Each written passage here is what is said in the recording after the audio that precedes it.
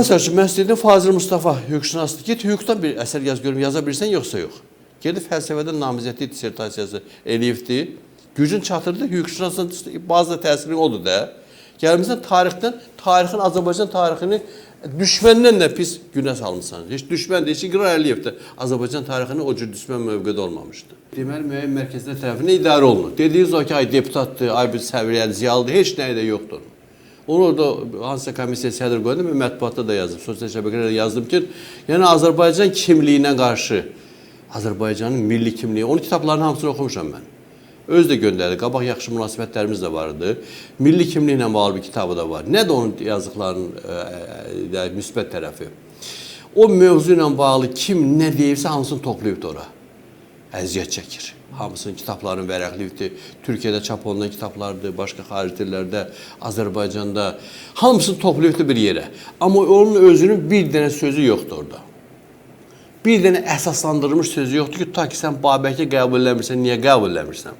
Şah İsmaili qəbul eləmirsən, niyə qəbul eləmirsən? Əsaslandırılmış bir fikir yoxdur, elə ancaq deyir ki, yox, Şah İsmail bizdən deyil.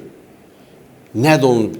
Belə ortaya çıxır ki, hansısa mərkəzdə vaxt gələcəkdir, bu adamlar ifşa olunacaq ki, hardansa bunlar idarə olunurdular. Görmüşəm ki, yox, bu ancaq populist və müəyyən adamları yəqin özünün həm statusu ilə, deputatlığı ilə cəlb eləməkdən başqa ayrı bir argumenti yoxdur.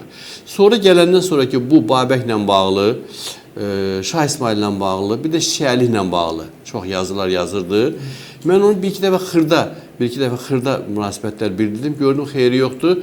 Çox böyük samballı bir məqalə yazdım. Bu məqalə internet saytlarında da yerləşdi və Bakı Xəbər qəzeti də bütövlükdə verdi o.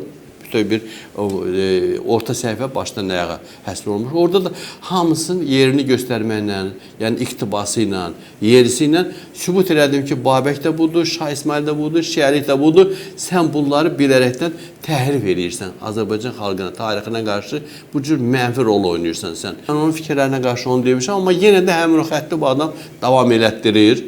Yenə deyirəm ki, vaxt gələcək, zaman gələcək ki, məlum olacaq ki, onun dedikləri fikirlərin arxasında başqa məqamlar dayanırdı, başqa şeylər dayanırdı, başqa sifarişlər dayanırdı. Müəyyən mərkəzlərdən olan sifarişlərdir. Bəlkə də hələlik bilinmir, bəlkə də bilirlər, hələlik dəymirlər görək ki, Ramiz Meytiyev kimi bunun da harasından nə çıxacaqdır, nə tər olacaqdır. Bilirsiniz, müəyyən bir yanaşma vardı. Amma mən tam şəkildə bildirirəm ki, yəni onun bu fəaliyyəti tamamilə Azərbaycan xalqına qarşı yönəlibdir.